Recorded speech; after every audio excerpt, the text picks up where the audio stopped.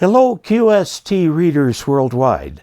I'm Dave Kassler, amateur radio call sign KE0OG, and am the author of the monthly column in QST called Ask Dave. In the May issue of QST, the Ask Dave column talks about antennas and backup power, and one of the articles is about the ARRL antenna kit and what could be done with it to make it work on 80 meters also. And that is what this video is about, is exactly that process. So let's dive in. In the May 2022 Ask Dave in QST, I promised that I would take a look at the end-fed half-wave antenna kit from the ARRL. I said here I have not built it yet. I will do so and create a video about it. This is that video. So if we look at the goal of the study that we went through here is first to construct it and measure it and show that it has good measurements on 40, 20, 10, 15, and 10. Then we're going to modify it to add 80 meters. And we're going to show that the tuning on 40, 20, 15, and 10 is essentially unchanged. Remember, everything affects everything in antennas. So adding the 80 meters is going to slightly affect that. Then we're going to modify the antenna to move the 80 meter resonant point up a couple hundred kilohertz into the phone band. And then we're going to show that the tuning on the other bands has not changed. This is the antenna we're talking about. The end-fed half-wave antenna is available in the ARRL store. So we get the kit and we start measuring it. The kit does not have any holes already drilled in it. So we use a step drill to drill that first hole. You can see we're getting it bigger here. And here we're able to slip in a SO239 and drill these other holes so it goes in there. And then we're drilling the other holes. So we move over to the desk and start inserting components and so on.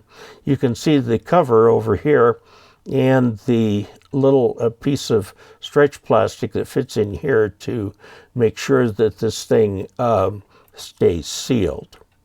So after doing that, we go ahead and put in the different parts.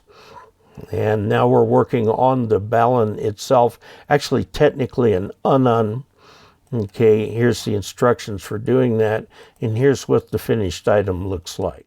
So we take it outside, we take the antenna. I've got this mast set up as a flagpole, so I can run this thing up to the top without having to take the mast down. Here, of course, we got the wires all tangled up. We get that untangled. I attach a piece of paracord to the end of the antenna, and the extra antenna is wrapped back on itself. And that is my assistant, Aiden, who is putting the thing up. It's held to the house with a couple screws and some baling wire. And these are the results. And these are expected results. It's not going to be perfect on every band. On 40 meters, goes between 1.5 and about 1.8 SWR, which is fine. And you can use the tuner in your rig to tune that out if you'd like. You don't have to. Here's 20 meters, 1.5, pretty much across the band. 15 meters starts at about 1.7 and comes out about 1.4. Excellent. And 10 meters, notice it's a bit high at the beginning, but you ought to be able to tune that out with the tuner that comes with all modern rigs. Now we're going to modify it. First question is, can we extend the antenna to 80 meters? And then next, can we choose the portion of the 80 meter band we want?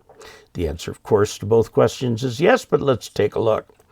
Okay, the method that we're going to do this by is we're going to adjust the end of the antenna wire to accept a wire extension. This is a no change modification. And we'll check the SWRs to show nothing is messed up. Then we'll add the wire to include 80 meters, check the SWRs, And then we're going to go the next step. We're going to add a capacitor in the middle of the antenna. And that will cause 80 to move up and 40 through 10 to stay unchanged. And we'll check everything out after there. This is how it was originally built. The wire was kind of rolled back on itself. This is an insulator here. Here is a modification without change. We remove the extra wire and remove the insulation from the end here so that we can attach longer wire on it. Here we are, we've got the thing down on the ground, we're taking that off, and this just shows an example of how the wire attaches very securely. By the way, this is not only crimped but soldered, so it's a very strong joint. So we created something on the workbench, which is the insulator that comes with the antenna, and we wrapped it back on itself, and then we made a little extension out here, like that. Then we put that back up in the air, and just to give you an idea, these are the old readings before the modification, and here are the new readings, and you'll see they're not much different. Under 2 to 1 on 40, under 2 to 1 on 20, under 2 to 1 on 15, and mostly under 2 to 1 on 10. These are essentially unchanged from the old, new, okay? So this is what we've got now. This is our modification without change. We removed the excess wire and the insulation from the end. It's our insulator here. Now to modify it for 80 meters, we're going to add another piece of wire, about 66 feet. Okay, so here we've got this attached. This is the about 66 feet wire connected to the end. So now this is in the middle of the antenna, not at the end anymore. Now on 80 meters, this is what we have. We've got a nice dip down here. It's just barely above 2 to 1, about 2 where you would do FT8 on 80 meters is right there. So you could use this antenna for that. Now these others are essentially unchanged. Under 2 to 1 across all the bands. Now, this shows that the antenna not only works where it worked before, but works on 80 meters. So we have successfully added 80 meters. Now, this was the modified for 80 meters. Now we're going to take this out and put a capacitor here. The one I chose was 470 picofarads. It's a 3 kilowatt capacitor. Comes from this little kit I got for $10 on Amazon, 3 kilowatt capacitors. There's a lot of capacitors in here. Bought 150 capacitors so I could have one. But boy, it's a lot cheaper than trying to buy one of the big RF capacitors. So here we show the little capacitor. We cut the wire here between the two, put the capacitor in. Okay, beautiful, beautiful spring day. And so I'm going to show you what we have here. This is what happened on 80 meters. It moved from 3.66 at the low point here, 3.66 megahertz to 3.84 megahertz. So it's gone up by, let's see, 180 kilohertz, something like that. We moved it way up. I'll let you experiment with values of capacitors. According to the guy who told me about this trick, actually a lower value of capacitance will move it up further. But now the big question is, what did we do to the other bands? So here's 40 before and after, no change, as you can see. Here is 20, as you can see, no change. 15, no change. Just bumps it up slightly here. Your tuner and your rig will take care of that. And then essentially the identical trace. So in conclusion, the ARRL 40 through 10 and fed half-wave kit can be extended to 80 meters. Okay, now I want to warn you on 80 meters. If your SWR changes while operating, reduce power. You're using an unsized for 40 meters and up, and it's overheating. And if you do that too much, you'll actually break it. Okay, so the bottom line is the kit can be modified to cover a different part of the 80 meter band without changing performance on 40 through 10.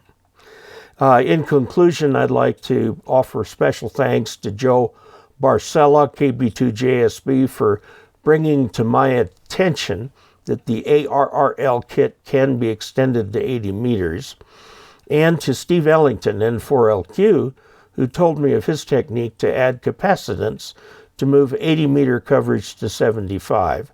And again, this is all covered in the Ask Dave column in the May 2023 QST. So there you have it. This is a very versatile antenna. I recommend it. You can have all kinds of fun with it.